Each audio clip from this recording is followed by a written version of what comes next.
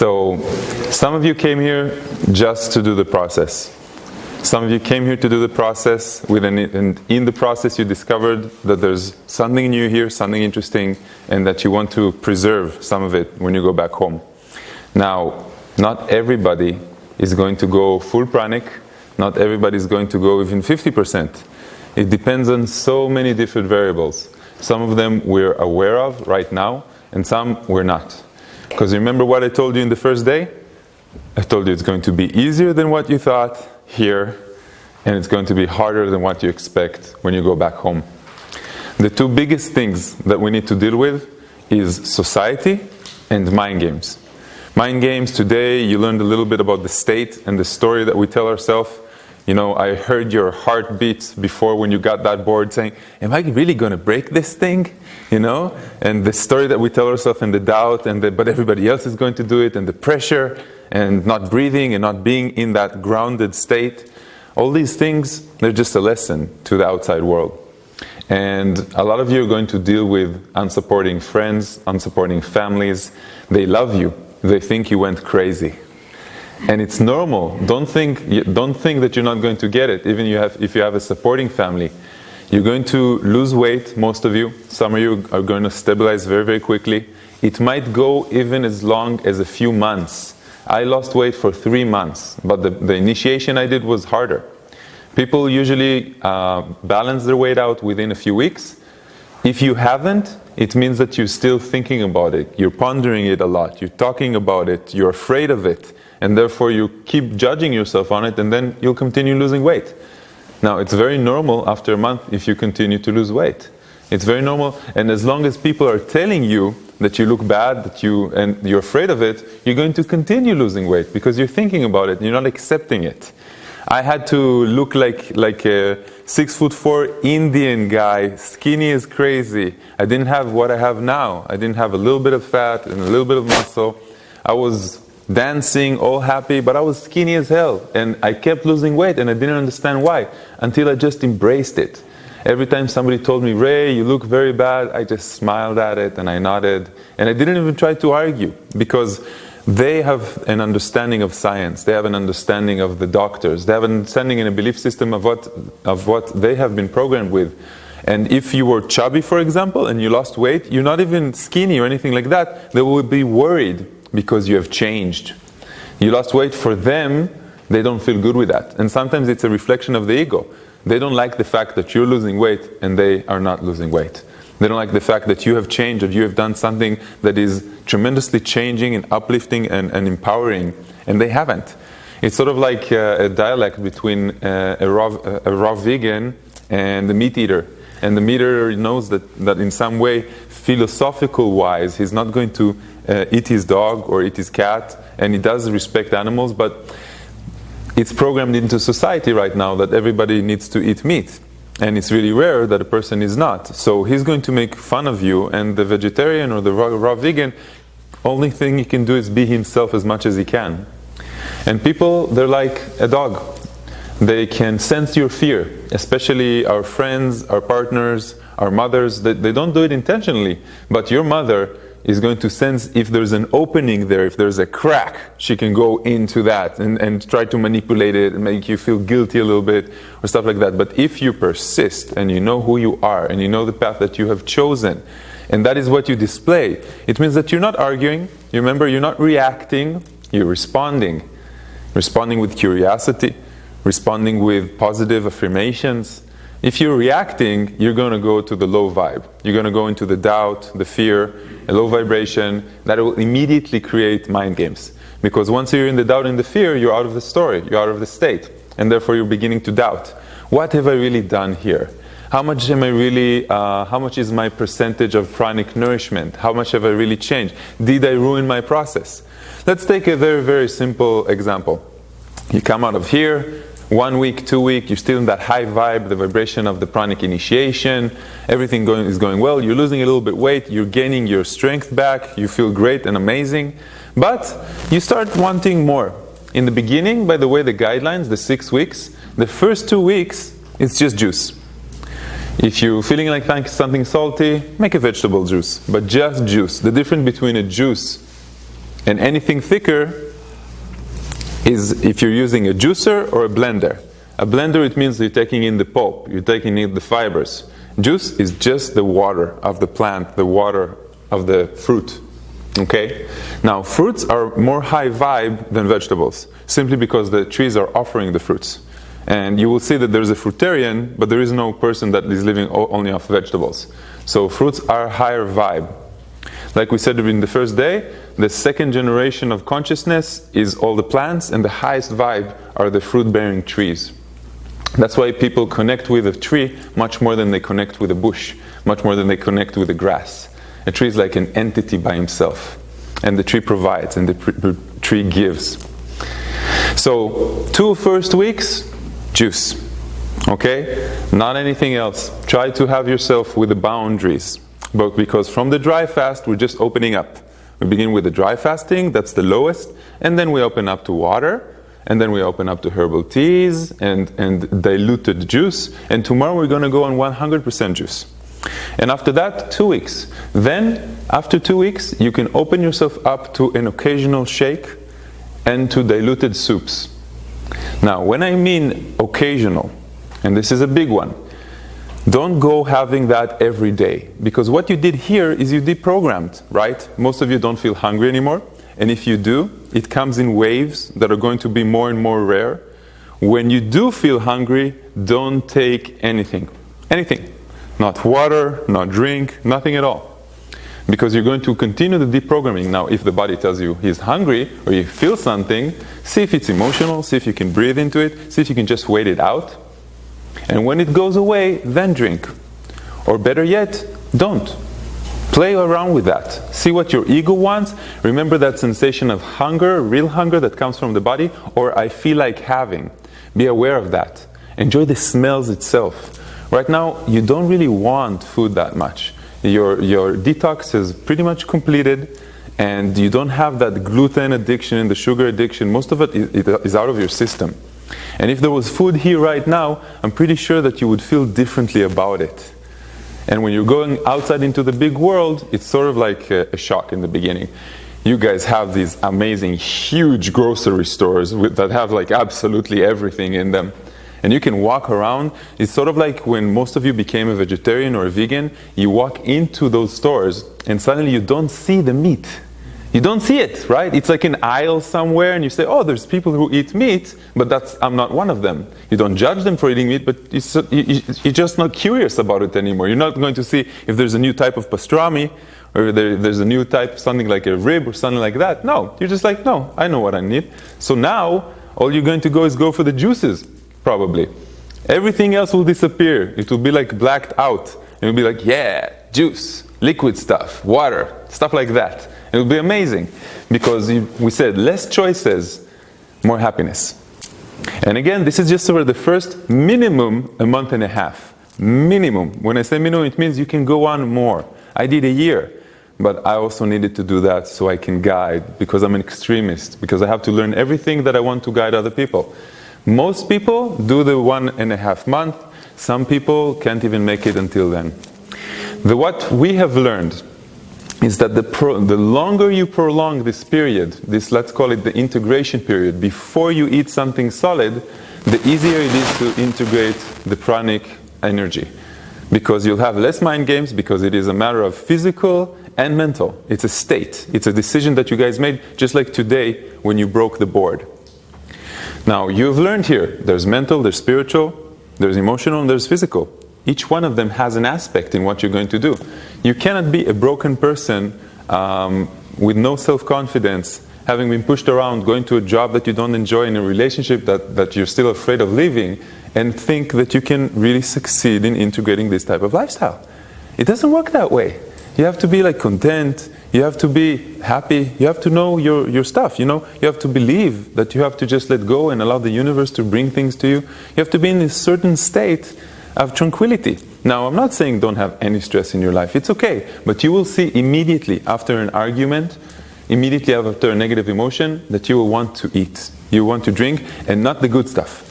Because after a negative emotion, it's all about the pleasing, the pleasure. It's about the chocolate and the things that are like the bad things that for you. If you're feeling very, very good, you won't want any stuff like that. So, for some of you, it will be a shock. Because right now, when a person is in the high vibe, and that's where all of you are, reality just shows him the truth, and he cannot ignore the truth. It's sort of like, remember in the second day I asked you how many people want to prolong their dry fast, and about a third raised their hands, and today we had about 7 people, because a lot of them discovered in the middle that they don't want to push themselves. Their ego is kind of like minimized now. The ego doesn't want the same thing, and you become aware that you are not your ego, and you don't need to push yourself. And it's a non-judgment, not judging environment that you're in, so it's easy for you to just say, you know something? I want to belong for once in my life. I'm going to do this water ceremony with everybody else. So you see, you become much more aware of what the ego wants. The ego wants to fuck, you want to make love. You want to accept love into your heart. The ego wants to conquer every mountain. The ego wants to say, I'm special, I need. But your ego is never satisfied, never. And just think about the ego that wanted to come here, the spiritual ego that wanted to say, yeah, I'm going to do this 0.0001% of the population thing, pioneer thing that nobody can believe can actually do. And you did, and it's finished. And now the ego doesn't want, it doesn't know yet what it wants the next thing. It just knows, oh, I did this, I completed this. I'm a Breatharian, and now begins the journey. Now begins the hard part of integrating it into reality in a world that all people eat too much, in a world that you are now aware of what it means to be toxic free, and that sensation, that clarity that you have, and you know what it feels like to have these amazing people with you. But you're all going home, and most of you are going to be by yourself.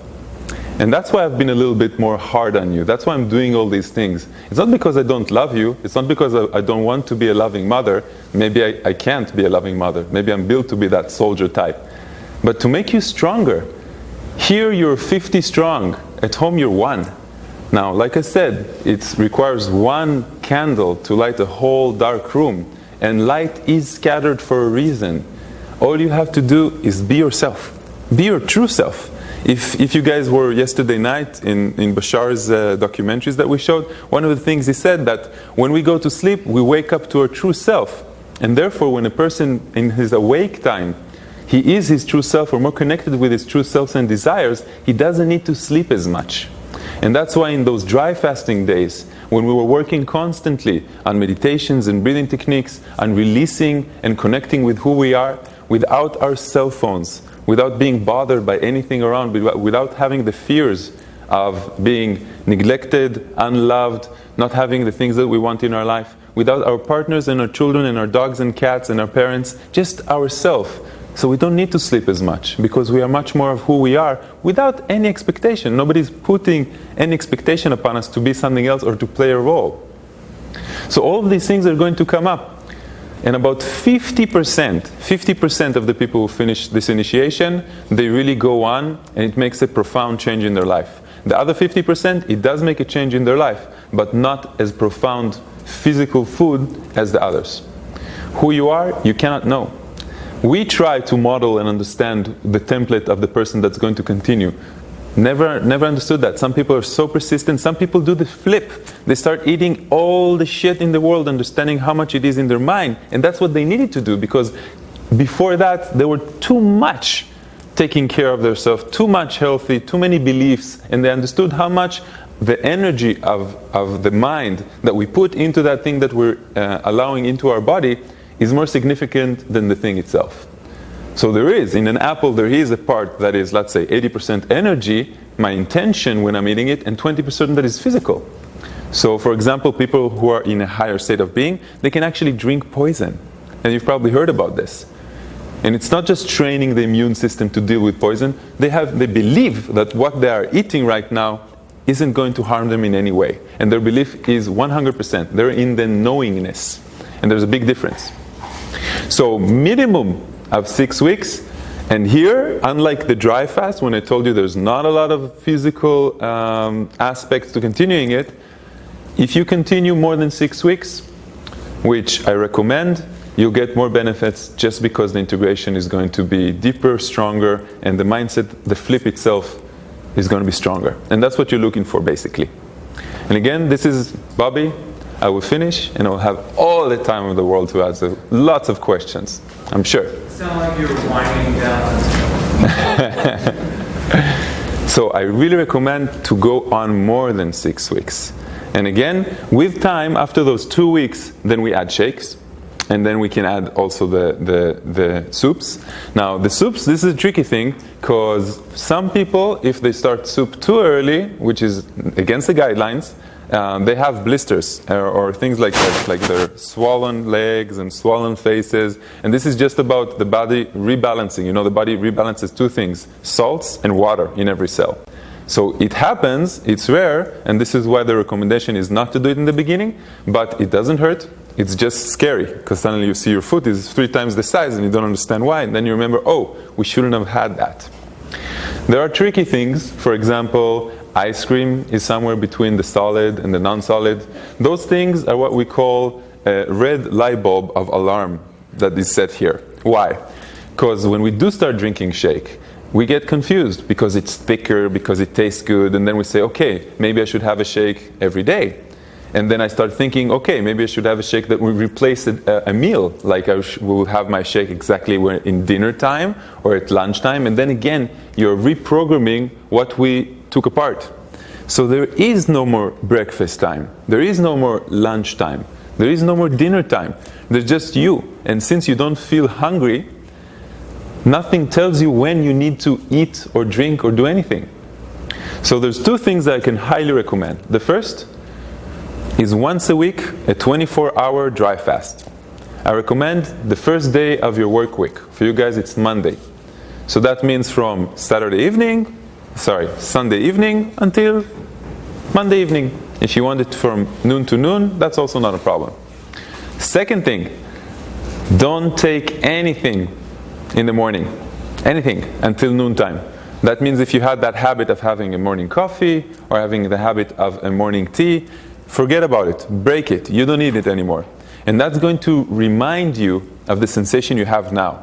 Because if you're going to sleep and you have almost a full day of dry fasting, you're going to have that energy and you are going to be surprised. The ones that are already in shape, you're going to feel that you're more flexible, you're going to see that every day you're becoming stronger and stronger, and the ones that are not, please exercise.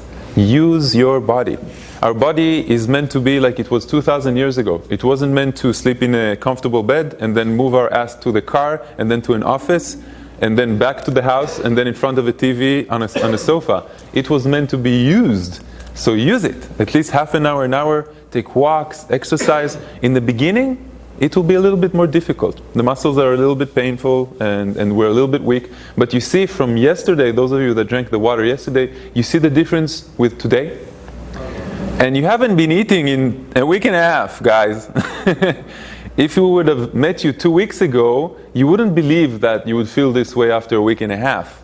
Now, I know you're not 100%. I wasn't 100% for 3 months. But you guys will only have a few weeks. And the mind games will come and compare with others and ask others how they are doing. Oh, I'm still a little bit weak. And like I said, the jump here is to 60, 70, 80, some of you even 90% of pranic nourishment. So it's a game of balance eventually. In the beginning, a month and a half, you're going to find that balance. When I went back when I started drinking shakes, it was once a week. On Friday morning, I went down to one of these alleys in Tel Aviv and I had myself a big mango shake once a week. So it means not twice a day, because that's, again, the alarm clock. Now what can we do with that? What can we do with that red light bulb that comes up after a weekend? Everything is about food. Oh, my mother hasn't visited me in a long time, let's celebrate. Oh, my friend is coming from afar, let's celebrate. I had a bad day, let's celebrate. Everything becomes like an excuse for more. And this is after a while, when you start eating again, or when you see that maybe you want to do what I'm doing now, which is like a meal, 2 meals a week, and maybe you want to have something small in the evenings. There's so many different type of breatharians. I know that Leslie, she even eats less than me. Not as much as I did in the year that I did that was more extreme, but she usually just drinks a little broth, snacks something small, once every 2 days, 3 days, sometimes she goes on weeks. And me too. My schedule in my regular work, which I still keep to kind of like be in the mainstream and ground myself, because otherwise I would go crazy between processes, I don't eat there at all. just got them used to I just told them, don't invite me to lunch ever again. And I get up because I don't sleep that much. I get to the office first. I don't have lunch, which means I write another hour of work, and I leave first. And now I have much more time. And all the excuses of not having time, to do the Falun Dafa in the morning, the meditation, all of those gone out the window. Because now you're going to have time. And think about what you're going to do with this time. It's not like here that you're waiting until the water ceremony and you want to pass a few hours. What are you going to do with all this time? 4 or 5 hours every day. No breakfast, no lunch, no dinner, no cooking, hardly going to the toilet. Sleeping less, about a third less than what you used to. Some of you are going to get used to that. I can really recommend, go to sleep a little later. And then when you wake up at 4 o'clock in the morning, wake up, open your eyes. You're already awake. Your body woke you up, that's the natural state. So get up. It's a good time. We're supposed to wake up with the animals, with the sun. So 5, 6 o'clock, it's very, very normal. So like I said, 24-hour fast once a week, at least for the minimum month and a half. I still do that, and it's been a few years. Plus, every day until noon, don't take anything. Not water, not tea, no coffee. By the way, if you have any addiction or attachment to any habit, it will come up. Everything will come up now. You will be able to observe it objectively and choose if you want to have that habit again in your life or not. Because getting rid of this attachment is the strongest attachment that you ever had in your life. Anything else, if you were a smoker, if you were taking drugs regularly, all these things, you won't need them now. You become much more aware. Now, those of you who are taking supplements, stop. Those of you who are taking medicine, I would try to take half for a while, see if everything's good with that, and if long enough time or enough time has passed, cut it another half, and another half until you don't take it anymore. Now, I'm not a doctor, so feel with yourself if this is necessary for you, because a lot of you have gone through different healings here. The body knows how to heal itself much better now. It knows how to use the water much better now. So I'm not saying stop the medicine, I'm saying test if you still need it as much as you needed it before.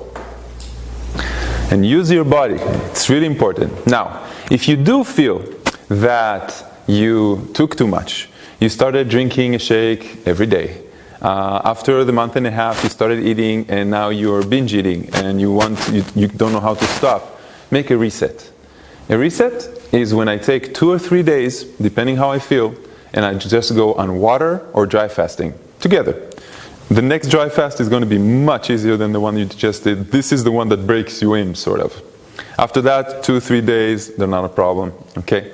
So you make a reset. Now you can make this reset by yourself. You have the WhatsApp group, the support group. You guys are going to exchange different juice recipes. You're going to support each other. Please don't send, if you started eating again, please don't send pictures of what you started eating again. Okay? And because if you do that, it's because you want to feel better with yourself and you want to make others go your way. And that's not really a loving action, but some people do that and they're not aware that they're doing that because it's a subconscious thing. So you're going to exchange some different things. You have Leslie's support, you have me an email if you want, but everything that I'm telling you now is exactly what I'm going to repeat. You chose to walk a path that is a difficult one, especially in the beginning, until you get used to it. Now, I've shown you the door, but it's your responsibility what you do with it from now on. What I'm telling you here, it's guidelines, nothing more. It's guidelines. It means that you can choose to use these guidelines, or you can choose to not, and break them completely. And I won't judge you, like I didn't judge the people that chose to go a day more or a day less in the dry fast, like the ones that broke the fast even before that. Everyone has his own way. And you will become more aware of it. And you will see that after a few weeks, maybe you do feel like eating. But I will tell you something that I saw in myself in that year. What I did is that I committed to 6 months. Now, some people are like me. Most of you are more mental than you are emotional because you chose me as a guide and I'm more of a mental guide. And that means that it's easier for you to just set a date and say, okay, until this date, these are my rules. And I'm not looking to the right, I'm not looking to the left. Right now, most of you that are vegetarians, you don't have that, oh, maybe I should eat meat. Same thing. You have a rule set, and it's easier for you to stay in those rules until that date. And maybe in that date, you will want to continue with the rule set, and maybe you'll want to break it. Now, I did in the 21 days, it's 6 months. It's not a month and a half. Because the 21 days is more like for extreme people. And I went up to the 6 months, and in the date of the 6 months, I talked to some of my friends that did an initiation and went back to it. And what I understood is that every one of them, once he started eating again, never went back to just water or just juicing, or never went, like, you don't go back. You just don't go back once you open that up. And then I said, but can I go back? And then I said, no, it's your spiritual ego saying that maybe you're better than they are. You're not. You start eating, you won't go back. Every time you add some more flavor, you're opening yourself up, and then that little angel and the little devil tell you, yeah, why not? You came here to learn freedom. That's a mind game. You want more freedom, you have to take 2 steps back in order to shoot your bow, aim it. That's what we're doing here. We deprived ourselves from water so we can appreciate water. We deprived ourselves from food so we can appreciate food in a different way. It's not different than depriving ourselves from sexuality. So when we get to that, we will appreciate it as well. And we're doing this in our life all the time. It's just that you didn't have one person coming and telling you, and 50 people with the same intention of doing it together. And some of you came to me in the dry fast, and I saw that you are in misery. I told you, hold on, wait. You're going to love yourself afterwards. You're going to say, I pushed myself through this, and you're going to be proud of yourself. And after this, you won't have someone to do that for you. You won't have that person to clap you on the back. You won't have Leslie in her room to go to if you feel bad. You'll have each other, but it's not going to be the same because we're physically going to be apart. We'll have a Zoom meeting in a week. We'll have another Zoom meeting maybe in a month, depending how many people will show up. But beyond that, it's really up to you. It's your decision. And we hate responsibility, but this is it. We have chosen to walk through a door. And it's up to you what you want to do with it. Now, all the mind games can come that this is not for me, and if it's not for you, that's great. But if it is for you, follow the guidelines. Follow the ones that have done it before you. Learn from them. The chewing that comes from this, the jaw, has a memory.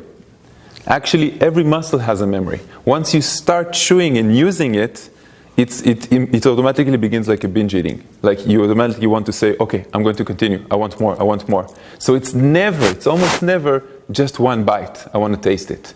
Like Leslie had in Christmas 2 years ago. It's always more. And Sean, for example, came and he said, my mom is coming and maybe I can have half a sandwich with her in about a week. No. Take just 1.5 months from all of your life to do something completely different. And this 1.5 months is going to be more challenging than the ones after. It's always deprogramming of what we just had is the toughest, and then with time we get used to it, and then it becomes a part of who we really are. Now, people in your environment, they're not going to make it easy for you. They're going to make it hard. They're going to tell you that you lost weight, your body's eating yourself, you're full of shit, you didn't learn anything, and you're going to say, no, yes, I'm just drinking juice, but I'm a breatharian, and something has changed, and my body gets everything that it needs, and I feel great, and they're going to be, dude, you're just lying. Okay, you're not lying to yourself, you're eating juice. Said, no, the amount of calories that I ate before that, and the amount of calories I have now, and I sleep less, and you won't be able to understand what I did in this week and a half here, and don't fight it. Go with it. When people ask me today in Israel, they meet me in the street, they say, oh, so you went back to it? I said, yeah, completely. And I don't care. I don't care what they think, if they know, if they don't know. Sometimes people take a picture of me when I'm eating in a restaurant. You know how annoying that can be? You're like, what are they going to do with it? Are they going to upload it to Facebook? And then you say, everything is right as it's supposed to be. And I already let everyone know that I'm eating occasionally, so it's not a problem. But you're going to have that mind game. What did I start eating more now? And what should I eat? And I'm telling you, the people who are more mental, they won't mind that much what they eat. Because the thing is that the body knows how to clean itself. So as long as you stay under a certain amount, the body will always clean itself. Always, always, always. So for me, and this is not something that you guys should copy, because I've been doing this for a long time, I ate only desserts for a very long time. Why eat the meal when I can just go to the cake? And for a while, and again, I did blood tests and everything was good, and I had something like that twice a day for a while. And then I had a while that I just took additives because I wanted to see, does additives actually change my blood test and my mood or anything like that? And for a month and a half, maybe even 2, I just took supplements, all the vitamins, all the minerals, all the things that they tell we need for the mind, for the body. Didn't feel a difference. Made another blood test, saw that when I was just eating cakes and when I was taking all these things, everything is exactly the same for me. Exactly the same. So I understand, for me it's a belief. But if you have a belief that you need to eat the best fruit in the world, hand-picked by a person that you personally know and organic, and you need to juice them by yourself in a juicer that has been blessed by a priest, then that's your belief, and that's what you need to do. And if you have a belief that if you're eating fruits that are not organic, that you are letting something bad into your body, then that's what's going to happen. You're going to allow bad things into your body. When we say that reality is just a reflection of our strongest beliefs, it's really that. And you've learned that today. I don't think we could have broken the piece of wood if we weren't in that state that Jill got us into, you know? And the yes and the belief, with the leg, with the hand, it doesn't really matter. When I looked at it yesterday, I had to go through training with her in order to hold it the right way and do it the right way. And I looked at the piece of wood, I said, are you serious? It's not thin. I thought she's going to have a thin, maybe a trick, you know, maybe she's going to cut one side a little bit and then it will break so everybody will feel good with themselves. I said, no, this is it. It's a piece of wood. You can make a table off of it. You can sit on it, not a problem. I was like, okay, that's interesting. So you think everybody in the room is going to do it? She said, yeah. Everybody's going to do it. That's what we're going to believe, and that's what they're going to believe, and that's the state of mind that we have to get them to. And it's easier to see the piece of wood break in front of you, and it's harder for you to go back home and understand everything you need to do in order to integrate this into your life. And I'm telling you to prepare, because you need to prepare. Some of you, it's easy peasy, you can show who you are, you've always been a little bit strange, and you're going to explain and tell the whole world. And I bless you guys, because you know you're going to write a post and you're going to link to my website and you're going to say, oh, this is a life-changing thing that I did. And some of you, take it easy. The best explanation I can give people, if somebody is asking me about it, is I'm telling them, I haven't stopped eating. Breatharianism is not something that you understand. It's not about not eating and not drinking. I have significantly reduced. Significantly reduced, it means, look, science supports this. There's caloric restriction that we know, that what happens to an organism when he stops eating or eats considerably less, he lives longer. And I explain it to them and I tell them, look, think about aliens. Aliens are always lean, right? Why are aliens always lean? Because they don't need to eat that much, because they don't have that food addiction and that emotion that comes. And they don't have that thing with the governments here that are really trying to put us down and lower the frequency, and they don't have medicine that we're forced to take, and antibiotics, and they don't have vaccinations, and they don't have brainwashing, all these things. And the second thing I tell them, I feel great. And this is good for especially moms, okay? Tell them, Mom, I need 2 months. 2 months, okay? I hear you, I know you're worried, I know you're concerned. Give me 2 months to make a change. And after the 2 months, I'm going to have blood tests. Not in the beginning, because your body is still adjusting. And after 2 months, I'm going to show you that my blood tests are improved. And you show her, this is scientific, I might have lost some weight, but I feel good. And after 2 months, you'll feel better. You won't have people judging you so much. And the people are distributed to 3 groups. There's the ones that say, oh, hell no, that doesn't make sense, I don't believe it, don't even try. There's the one that say, oh, okay, it's feasible, but it's not for me. And then the questions will be, oh, so you gave up food, and it will be all about the food. And by now, I hope you understand, it's not about the food. The food is an amazing tool, an instrument that we use to reach a certain understanding, but it is a vibration. And once we give up food, we learn a lot about our awareness, about our vibe, about clarity of thought, about the feeling that you guys have now. This feeling of continued gratitude towards something, and we're just looking for that thing. And we find the person, oh my God, you're so beautiful, I'm so grateful for you. And we find the guy, oh, thank you for helping me with this. And we find Leslie and say, oh my God, thank you, Prana Mama, for everything you bring. So it's a frequency, it's really a frequency. And then this third group is the ones that are so excited about it and they want to do it. And they're like, wow, and wait. And these guys, it's either they'll calm down within 2 days or 3 days, or they're actually going to sign up for the workshop, for the next workshop. Because some of your friends have sent you here seeing what is going to happen to you. And when you're going to come back, half of them are going to be, ah, my God, so it does work. And I told him I'm going to sign up. I'm not doing that crazy shit. And the other half are going to actually come, and that's the amazing part. But the thing is that I never tried to persuade or explain it in a way that is too pushy. If somebody asks me about it, the elevator pitch is that science supports this. We have seen people cure themselves from cancer, early stages of HIV, using prolonged fasts. So why can't I just live this way? And for me, if somebody asks me how much is the amount of that you actually eat or drink, I usually try to avoid answering that question because that won't make sense to them. Like you tell them, when I start saying 2 meals and then their mind completes a day, and I say a week, and then they're like, what? That doesn't make sense. Yes, it does make sense. Here, look at Ray's experiment on television. Look at the reality show that we did. Look at different breatharians that have exposed themselves and did the scientific studies. And science, by the way, our science is a science of observation. Meaning I see, therefore it exists, now I'm trying to understand how. So I see the universe, therefore it exists, and now I know and I'm trying to find a theory. Okay, so let's call the theory the Big Bang theory, because it's a theory. It hasn't been proven that that's the way it was. And from now on, that's what science supports. And science does support breatharianism now. They just don't know how. They do know that there's an amazing thing called the placebo effect. And when you guys explain it, even to doctors, say, I'm using the placebo effect to change my mind, to change my belief about my body, and my body reacts in accordance to that. And you can see that even before you came here. You remember the first day when I asked you how many people don't feel hungry or have felt a change with their relationship with food? And 90% of you raised your hand. That was just by signing up. So you understand how powerful your consciousness is? Now you actually did it. You did it for your body. If we're using the matkan, the body went through the transition. The consciousness has already made the shift. But you had to walk with your body, guide your body through this thing. And it was hard. But I guarantee that if I would have told you in the first day that we're not going to do 3.5 days of dry fast, but we're going to do 4.5, you would all do 4.5. All of you. You would cry a little bit more, but the crying wouldn't start the day before, it would start the day after. And it would be like, oh, I have 33 hours left. No. You have more like 50.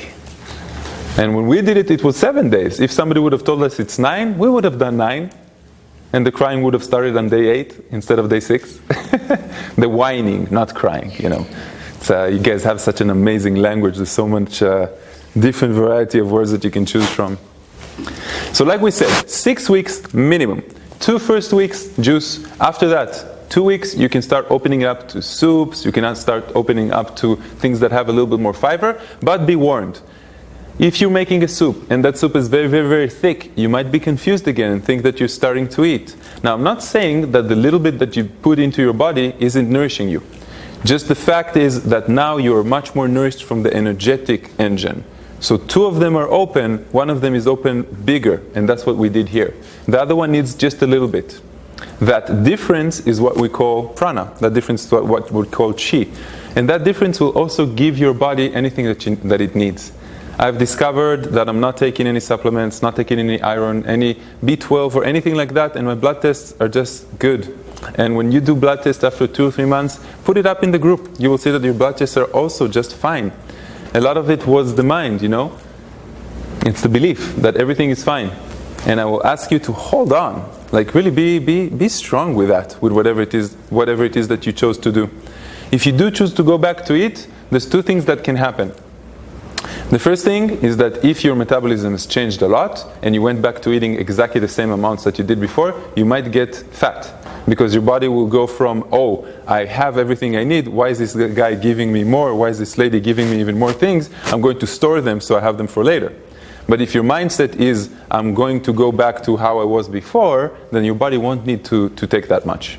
It's sort of like 2 people that eat exactly the same. One is skinny because he doesn't care that much about the way he looks. Another one adds the weight because he keeps on constantly thinking, how do I look? Oh, I'm sad, or I'm going to eat a little bit more, and then emotional eating. Now, emotions might come in and you will want to indulge yourself. In the beginning, maybe you'll be, instead of emotional eating, you'll be emotionally drinking. And that's okay. Sometimes when we say, okay, that's what I want, and you have your little temple at home, meaning the place that you have your juice maker with your organic fruits, and some of you are just going to be like me, you're going to go to the supermarket, you're going to take the juice from the shelf, and it will have sugar in it, and you won't care, and you just want the flavor itself, and you won't take the time to even think about it. You'll be just, that's what I want right now. And that will be your temple at home. And maybe some of you, because you won't be eating at home, because you have a high expectation of yourself, you'll have some guilt when you drink or eat. And you will have some confusion. Now the most confusing thing is the fact that you're no longer full, because you're no longer hungry. And now you're starting to understand, because you're somewhere before here, or before this initiation, you were hungry, and then you ate, and then you were satisfied, and then again you became hungry over a course of a few hours, and then again like this cycle, and now the cycle disappears. And so there's a memory of your cells that's saying there is a cycle that I should go through here, but there's also a memory of the system that says I'm hungry, and the same system is supposed to report I'm full.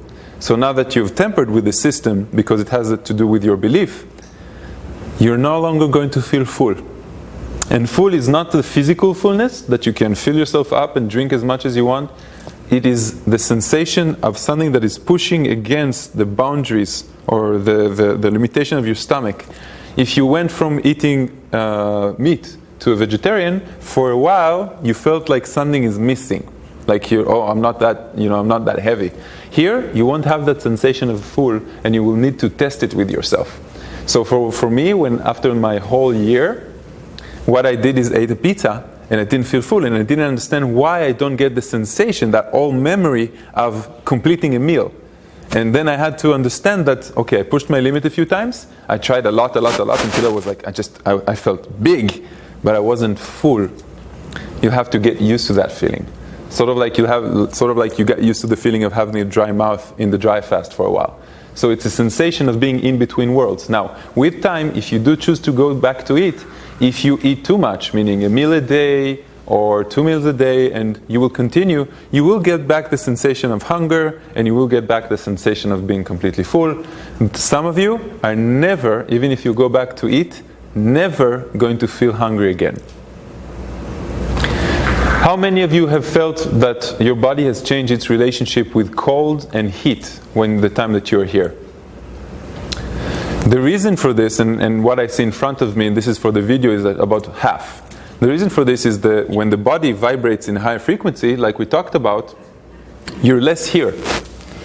So we're all here, right? If we were a cartoon, 24 frames a second, if we were 12 frames a second, we would see the cartoon. If not, it looks like I'm always here, just like this light bulb is always lit. But it's actually lighting on, off so fast. And now you're vibrating higher. So you're less in the body. So less pain, less cold, less heat. It's not that your body is not feeling it. You will have the goosebumps. You will see that it's cold, but you won't be attached to the cold as before.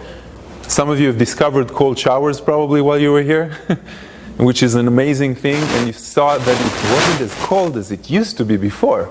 So it's sort of like just like expanding a little bit more of the limitation of what is comfortable for you. And it's really fun. You know, I was snowboarding in my underwear for a while, and you play around with it. You understand how much that is also a limitation, because when we're cold, we're resisting it. So we're putting our hands in our pockets and we're closing ourselves.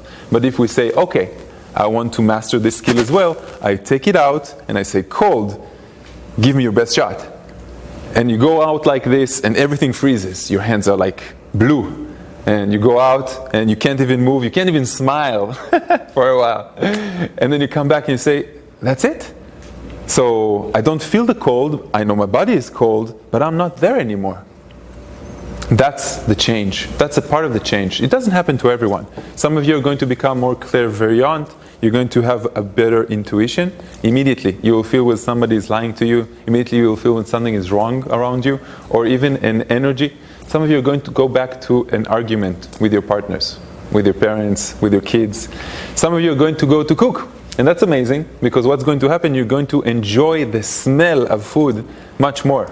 And in the year that I didn't eat at all, and remember what I told you, the longer you prolong it, the easier it gets. And after the 6 months that I put to myself and investigating with other breatharians, I said, I feel good, why should I change right now? I don't want to have the mind game. I don't want to think about food. It's much easier for me. And then I chose to do another 6 months.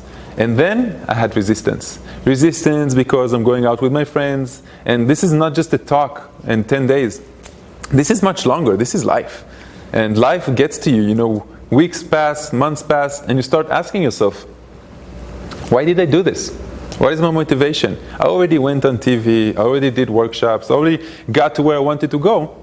Spirit was pushing me in that direction, but I kept asking myself, so what? So yes, it's healthy, and yes, it's spiritual, and yes, it makes me unique, and my ego loves it a lot. And yes, it's taking the human race to the next vibration level, and I represent breaking paradigms and law of natures and stuff like that. I have a sneeze that doesn't want to come out. It's so funny. Okay, that's interesting. So you need to continually motivate yourself and remember why. There's 20 things, 20 reasons why we said that it's good. And there's only one that's not. There's only one thing. If God would come up to a stranger and you say, you know something? Before you incarnate, I'm giving you two options here. Option one, you live a life that is without a necessity of food. You may enjoy food. You're not going to be hungry. You're going to have significantly less disease. You're going to sleep less and be more active. You're going to be spiritually more connected to the planet, to yourself, and high vibration. Life two, you're going to be addicted to something that is called food from the day that you were born. You're going to need it at least 2 or 3 times a day, sometimes even 6 times a day. You're going to sleep less, have more disease, you won't have longevity in the same way. Of course a person would choose life A. There's no doubt about it. The only thing is that we're very used to it, and society has programmed us to do that. And you give these two options to any person saying there's a big green button that will shift you from life B to life A, everybody's going to press that big button. Just like you say to someone, you know, there's a great big button that will make you fit, healthy, live longer. All of us are going to press that big button. But nobody wants to do the week in 2 days that it takes to get there. And nobody wants to do the months that it takes to integrate it into their life. And you're going to represent something that is different than what it was before. You are pioneers. And pioneers is something that is not acceptable. Meaning, in the beginning, vegetarians, vegans, 40 years ago, you think they were accepted? You think there were restaurants that had vegan dishes? Somebody would say, is there pork in this? What do you care if there's pork in this or not, you know? Today it's more acceptable, 12, 13% of the population. Cities that have entire streets of just restaurants for vegans, which is amazing. You know, Tel Aviv is one of those that are really the best in the world, I think. The #1 vegan-friendly city. Also gay-friendly city. I guess maybe it goes hand in hand. They're more healthy than other people. So think about that. Think about what you're really inspired to do. And don't hate yourself. Where's Leslie? Leslie, give a few words from your experience. She's connected to all the WhatsApp groups, and she's more connected to the individual participants, and she knows what they're going through. Tell them about what they feel about themselves, what they feel about the process afterwards. You know, especially focus on the emotional part. Well, when you go back, you'll have issues of guilt, shame, when you binge, if you binge. I didn't binge. I took my stories to the fridge. I kept going back to the fridge. At one time, I kept going back into insanity. And they really get sucked into the story of, you know, the details as well, the details of food or the details of the juices. And we get really into that. After 3 or 4 weeks, that's when it usually starts. First week after you leave, it's a high. The second week it goes down a little bit, and then a little bit more. And then your body may start to crave salty foods. It may start to crave food you've never eaten for years and years and years. And then the guilt comes in because they want to eat them, and it's perfectly normal. And then the shame because they ate whatever they ate, and this can go on for a little while, or it can go on for a few weeks whilst you're integrating. Plus the problems some of you will have with your families or with your friends, not accepting what you're doing, and what else?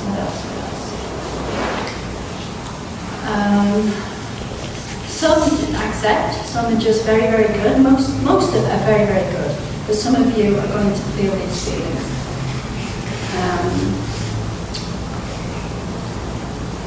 What else?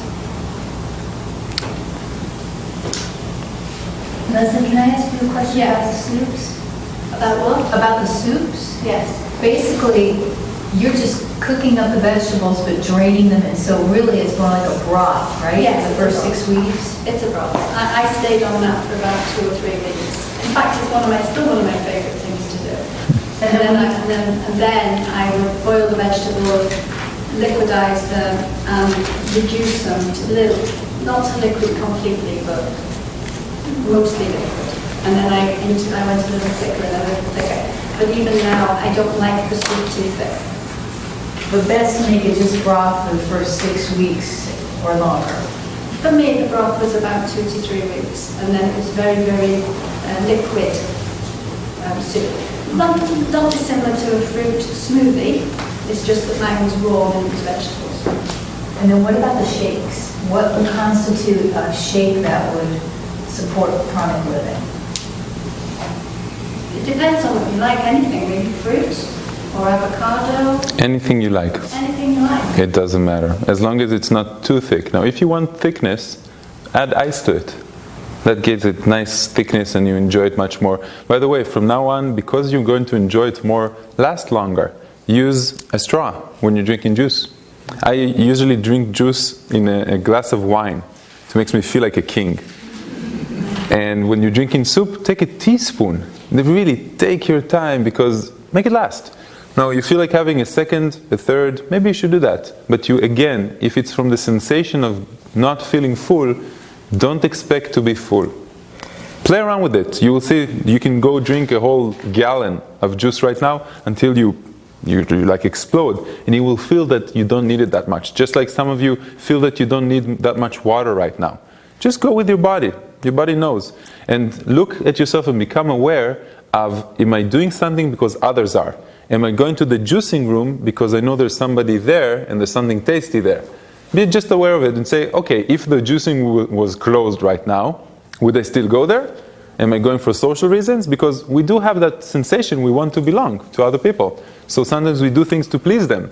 Sometimes I had friends in the year that I didn't eat that didn't know that I was Breatharian, and they cooked something and they cut it up and they said, you have to taste this. And then they like stuck the fork, attempted to make me eat, and I'm like, no. And one of the things you can always say is that I'm detoxing. And now everybody knows what a detox. The second thing you can say, I'm not hungry. And it's true. You're not hungry right now. If you want to and you feel obligated to, maybe you should lie. Say, if somebody is not going to understand, say, I had a dinner before I came here, or like, but really, those two, I'm not hungry or detoxing, they work for everyone. Everybody understands this. It's something that is very common today. David? With the mother thing, a lot of times people feel like giving food is giving love. And sometimes just being real with that and saying, I appreciate what you're doing. If you really care to give love, honor this. But a question about energy. So the things that are really energy intensive, like a heavy workout or processing kind of healing. So while energy might dip and then slowly restore as we integrate, would you suggest like scheduling 5, 10, 13 minutes, whatever we believe we need, to drink in prana instead of eating extra calories? It's a good question. From now on, everything is pretty much automatic, but there's supporting things. Doing breathing exercises, like breathing in prana or the lake meditation that we did, all these are going to support you. If you do feel hungry or feel depressed or anything like that, breathe into your stomach. Breathe into your heart, and actually your heart is going to disperse it in the right way and to where it needs to go. But because it's automatic, you don't need it anymore. That's the beauty of it. A lot of people say, so you're breatharian, so you need to breathe more. Yes, occasionally, but you don't have to. The frequency is already getting you there. You need to adjust yourself to remain in that state. So tiredness or exhaustion is just we've let go of awareness of the automatic process and just need to stop. Some of it is, but some of it is just your body still incorporating this. And it's, for some bodies it takes longer than others. It depends on your age, on your sex, on how healthy you were before, on where your mental state and your spiritual state is. So everyone is very, very different. But I was quite amazed that some people that I thought are going to have a difficult time had a very easy time, and others that I thought are going to just stroll in the park had a very difficult time. A lot of mind games. Sometimes it's the younger you are, the more society affects you. Like in school or high school, we want to belong to a certain group, we want to be popular. When we grow up, we stop caring that much about what other people say. But the older we are, the more we have a programming of food in ourselves and in our body. So every age has advantages and disadvantages. I say under 30, we are more susceptible to programming from other people. The way they look, the way they act, the way they think. You know, imagine, really, just imagine you sitting at Christmas dinner, and you're a Breatharian, that is in the first 6 weeks, and everybody's eating, and everybody's talking about it, and everybody's indulging themselves in the food that you liked, the food that your aunt makes, and the food that your mom makes, which has a very strong emotional connection with your childhood, with different times in your life.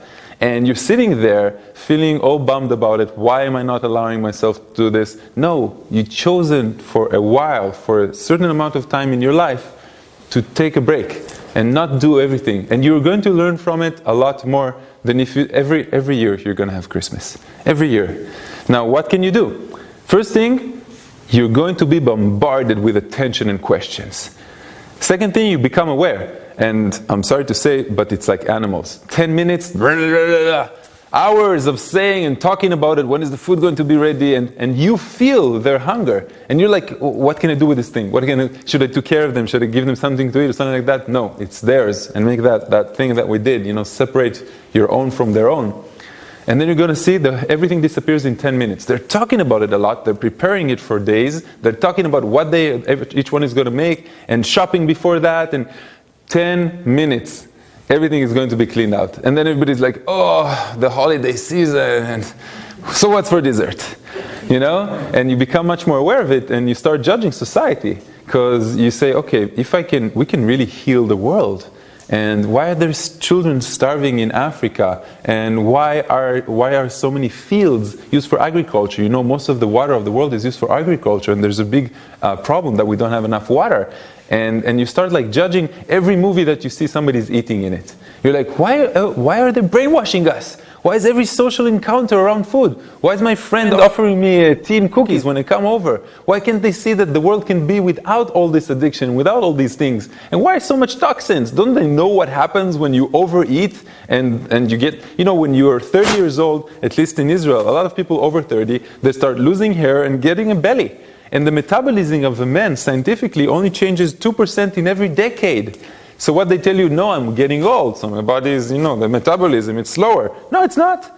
You started hanging out with people who are older age, they got married, they don't care that much how they look anymore, they had kids, they stopped working out and taking care of themselves. The body is not like that. Now, you can compare yourself to others, or you can compare yourself to the best that you can actually be. And that is what I do. I never compare myself to others anymore. Because if I compare myself, like when you guys compared yourself to how many people are going to stop the dry fast and how many people are going to continue, I don't care.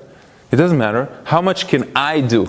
I wanted to break the wood with my head today. And then I said, wait, what if that won't happen? What if it won't work? Will you be able to give the integration with a serious headache or with a head injury? So I was like, no. But I know that I'm going to do it one day, because I'm not comparing myself to others. I'm comparing myself to the craziest Ray that I know that I can be. With the knee, with the leg, with the head, with the elbow, everything I can do. Why not? Let's do it. If we could do it with the hand, why not? Maybe with the ass, So it's really, you become much more aware of the mind games. Now, imagine this. You're sitting in Christmas dinner, everybody around. If you're Jewish, then in Pesach. And you're smelling with them these amazing foods, and you're being bombarded by questions. And your aunt is worried, and your mother is worried, and they want to take you to a psychologist, and they want to see that you're eating in front of them, and they're beginning an argument, and they start arguing with you, what does it pranic living mean? And you can't really be Breatharian, and I don't believe you, and that Ray guy just brainwashed you, and what is manifestation, and what is this spiritual bullshit, and all your life you've been this way, and you feel the doubts, and the fears, and the low frequency, and you start feeling bad with yourself, say, okay, maybe I should eat in order to please him, so they will be okay with me and I will feel better. And no, it's not going to work. You just opened up a crack where they know that they can get to you, and from now on they're going to get to you, and you're just allowing yourself to go down, really go down. That's a mind game. Again, sometimes if you're brave enough, walk away. Go walk around the block for 10, 15 minutes. If you really want to join them, have them make broth.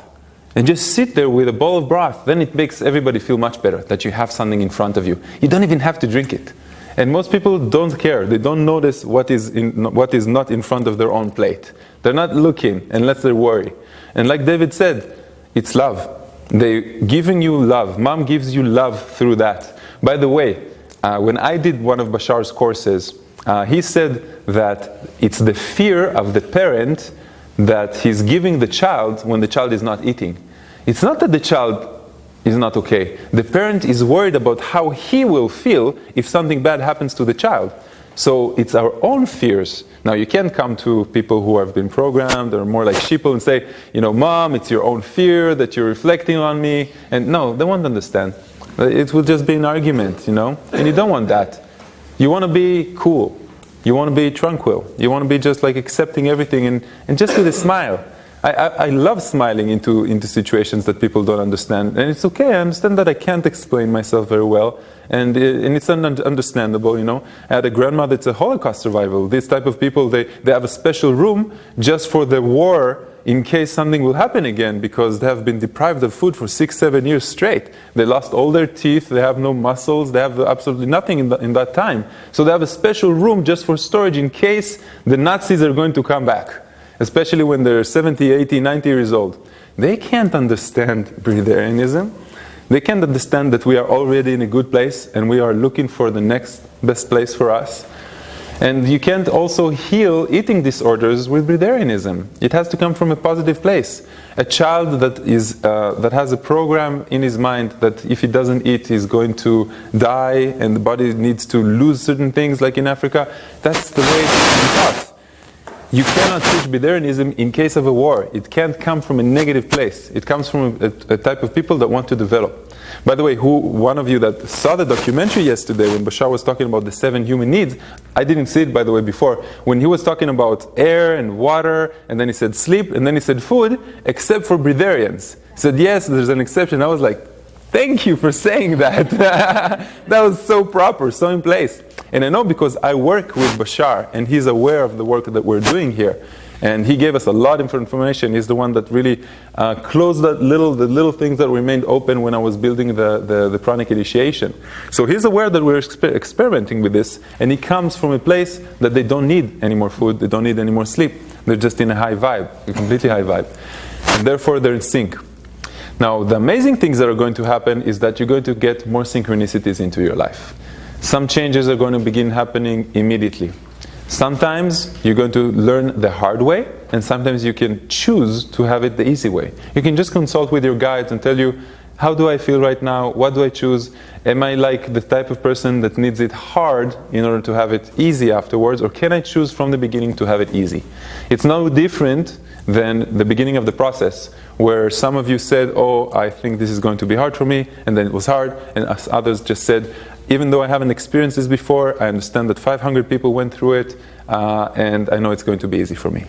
And it was. It really was. You saw, it was easier than what we thought it's going to be, except for the dry throat that is very annoying, like I said. And after this, it becomes a little bit harder. Do you have any questions? Is it time for water? Okay. Yeah, you guys can take the second cup of water. Just take it from the back. Yeah, we already started. So the first question, because you keep saying in the first 2 weeks only juice. So you mean juice and water? Yeah. Okay. I mean up to juice and way beyond that. You can drink coffee, you can drink wine, you can drink beer, you can drink...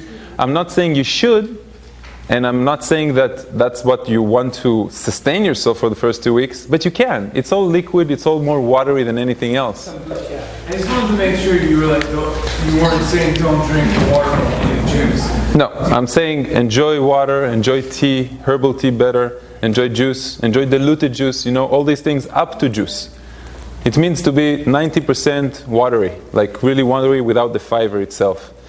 And again, you will find that it's a game. Now, about alcohol, about any type of drug, okay?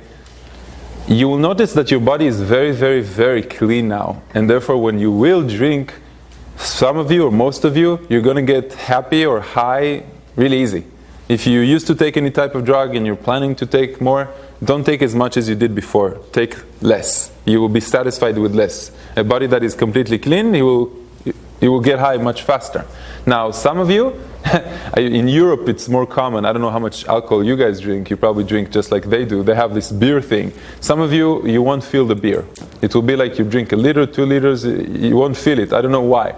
I became super sensitive. I'm like this big guy. I drink 2 sips of beer and I'm already flying. So play with it. Check with yourself. It doesn't mean you need to indulge yourself in this. Any addiction that you had before, again, test it and see if you still want to have that addiction or choose.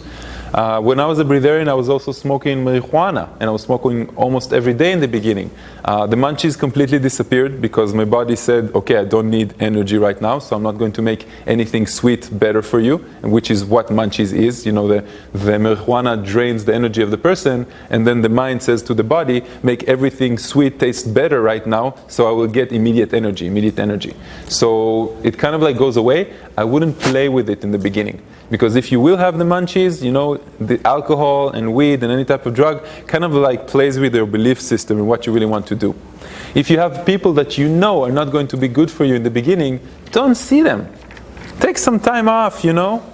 Don't tell everybody at work immediately.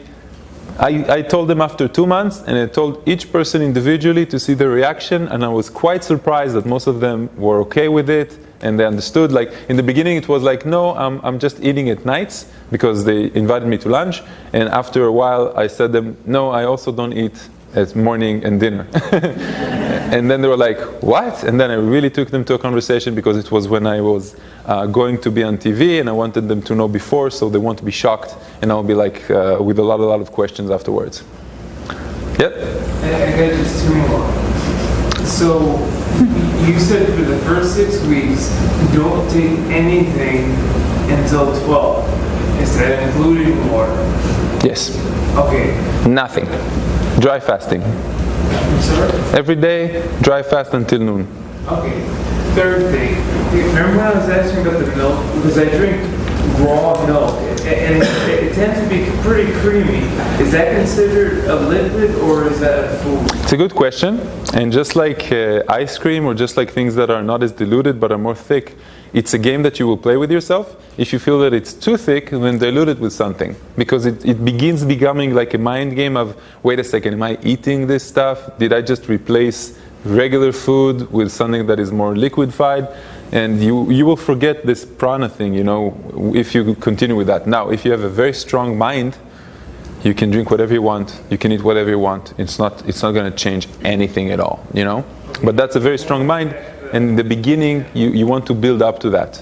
It requires some experience, and I've played around with it, you know. After the year, I did, but it's the spiritual ego that tells us we're already there. We're not already there. Take the time, walk the walk like everybody else.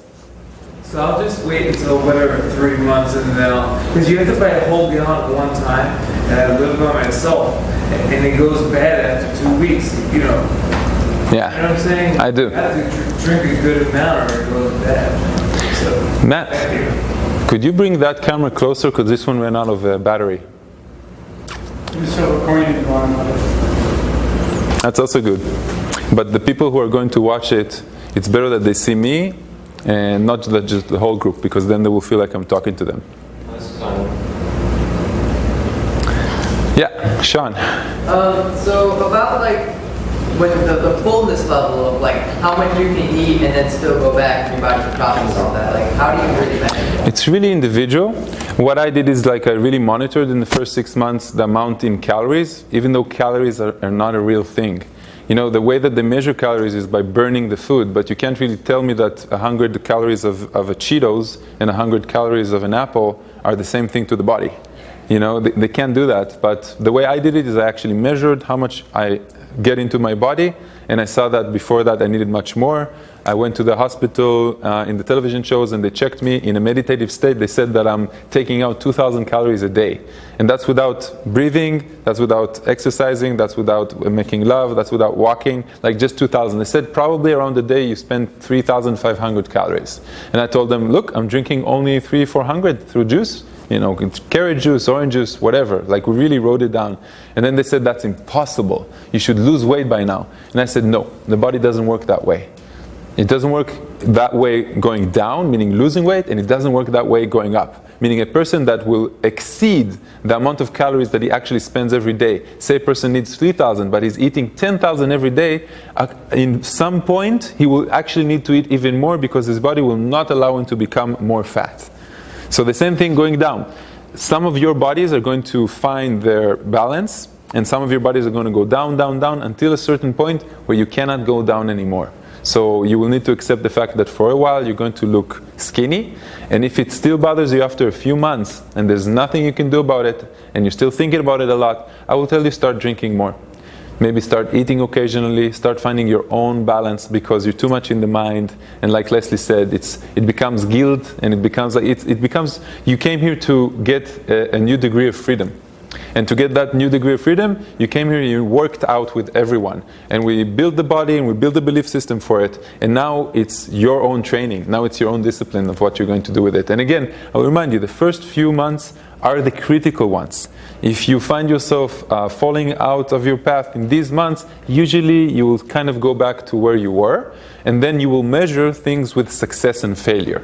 So I can already tell you, you all succeeded in doing something that is amazing and different and pioneering a type of life, and this will change you forever.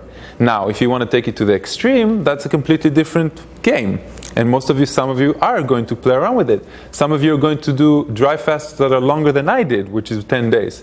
Some of you are going to come back and maybe be teachers one day because you understand how significant this thing is to your life. Now, you're still thinking in a separate way of thinking, meaning you're thinking about your own vibration, your own path, your own journey. You have no idea how much the people around you are going to be affected by this. Leslie, what happened to your family after the process, after your process? After my process, all my family were very accepting of it, except my father. He didn't, just because I was still young.